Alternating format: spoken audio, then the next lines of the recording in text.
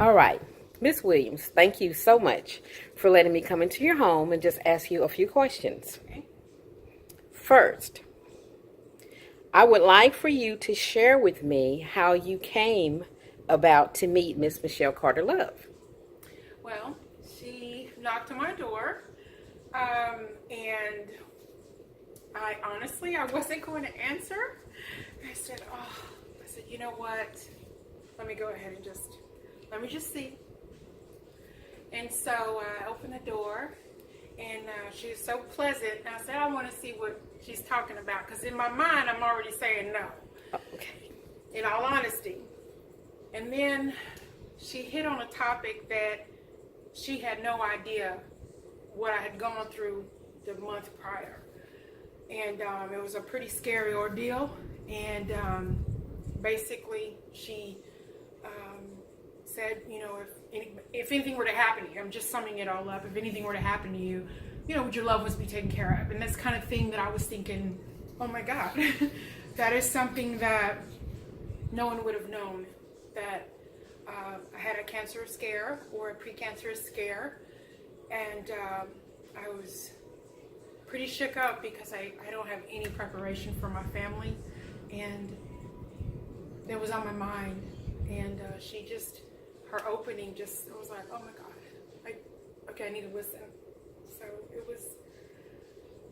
was, something I knew. I was like, okay, I couldn't have planned this any better, but had she come a month before, I'd have been, I'm sorry, I don't want to waste your time. And, Oh, wow. that was my plan. But it's what she was saying is something that I don't have any coverage. I didn't have any coverage for what if something happened to me. And so I went through a month of thinking I more than likely had cancer, and the next step after the surgery was chemo. And so just the week before, I was just cleared of any type of cancerous cells. Oh, wow. God is And good. yes, and so that was from December to January, I had the surgery, and the doctor really was surprised that it went so well, and that I'm healed. Thank God. At the same time, it took that month for me to go, I have nothing. I have nothing for my family, and I really stressed out, but it was the beginning that I was like, I need that.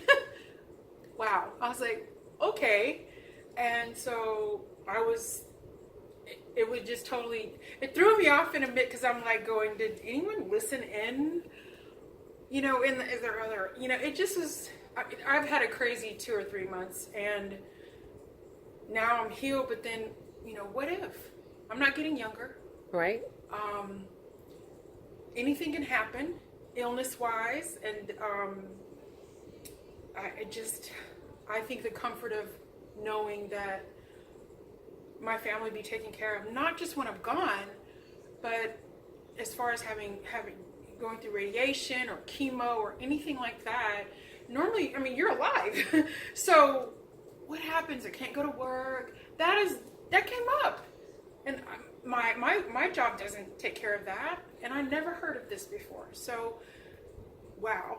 Yeah. So basically, I was about to ask you, what prompted you to invite her to come back for a second meeting, but it sounds like you guys stood out on the front porch and had this whole conversation, Yes. and you were taken right there. I was. Okay. I was.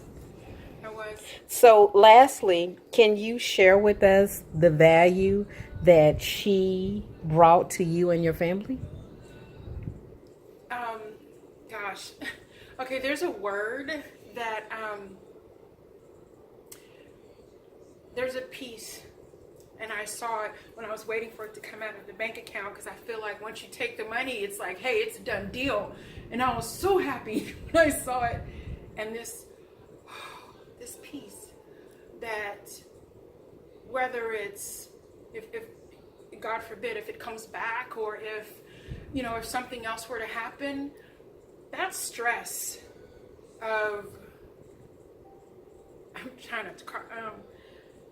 I'm I know you've brought tears to not- my eyes while you're talking to me. just just not worrying about my daughter, my husband, and it's a relief because it's not something that breaks the bank. It's affordable. I think that was the big thing, was that I was like, hold on, this sounds great, but I'm waiting for I'm waiting for you to go, oh, but by the way, it's half your life savings, kind of thing. But it's not.